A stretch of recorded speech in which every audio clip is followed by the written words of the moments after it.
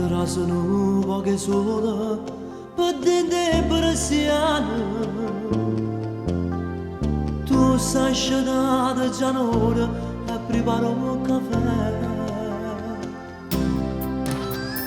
Cercami telefonare, staranno con pensiero.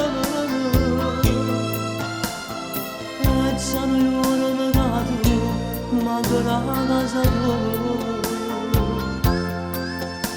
Non c'è da pensare che passerà da oggi ormai vivrai con me. Già ti vedo in da casa da preparare per mangiare, la mattina me ne si sente quando vado a faticare, non mi dice mi si scala che mi cade già portare. Speciale quando usciamo tutti e tre, già mi sto sentendo male e tu mamma vicino a me. Quante cose noi pensiamo, sai sicuro e realizziamo.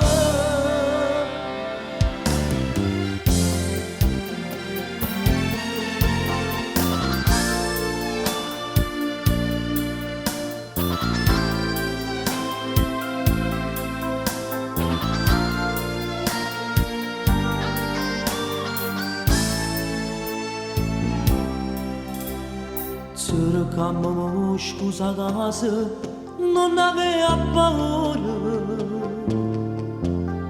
Sanna convincere che non ci volevamo bene. E se ne tiene una colpa, se che è successo. Quando ti caro se non mi scegli a parlare. Non c'è da pensare, si aggiusterà. Da oggi ormai vivrai con me. Già ti vedo in da casa da preparare per mangiare, la mattina verso 7 quando vado a faticare, tu mi dici mi si scala che mi cade già portare.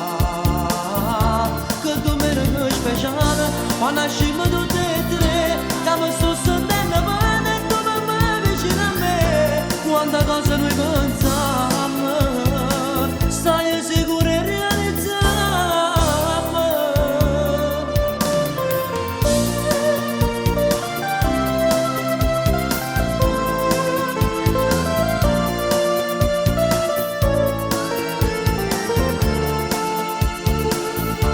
Che domenica speciale